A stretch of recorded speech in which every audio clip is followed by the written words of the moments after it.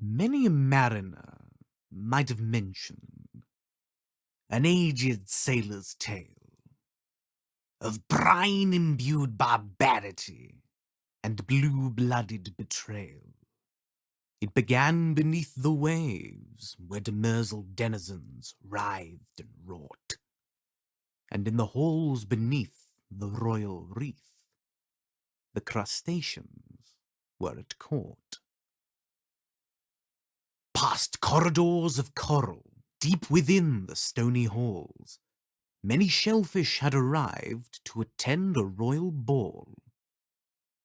The lobster lords liaised in lavish robes of bladderwrack, while the barbarous barnacle barons cast off their calcareous anoraks.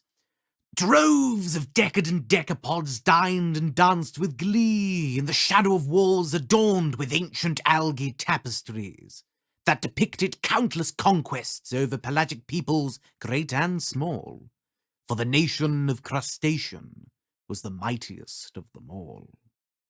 Now while the Prince of Prawns pontificated pompously to his peers, and a conglomeration of krill collectively covered their sneers, while the shellfish feasted fiercely, shoveling chum into their clattering maws, perched alone on his floating throne, the Crab King raised his claw.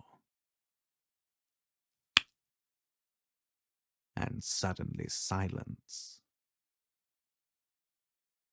Loyal subjects of this crustacean nation, join me now in celebration of me, the Sultan of the Sea, for we are the pinnacle of divine creation. Our dominion stretches far and wide, from the darkest depths to the tallest tides. So raise your claws, my chitinous comrades, for there are none whom the Crab King can't deride. Down the coral corridors there echoed snaps of sharp applause, the piercing pop of pincers propagating through the Crab King's hall. His mandibilic majesty embraced the flood of adulation, as he surveyed his subjects loyal to the nation of crustacean. When suddenly, beneath the furthest banquet table, to the right, an undulating appendage caught the king's blackened, dull-esque eye. And then... bang! A tempest of twirling tentacles exploded from the tabletop as several surly squids swinging sharpened scimitars started slicing through the guests, tearing claws and mandibles apart.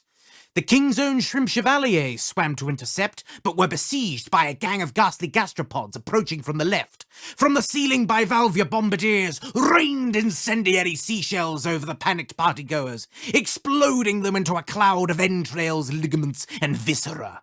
The lobster lords and barnacle barons were foiled in their escape as a harry of harpoons peppered them into a pulpy seafood paste.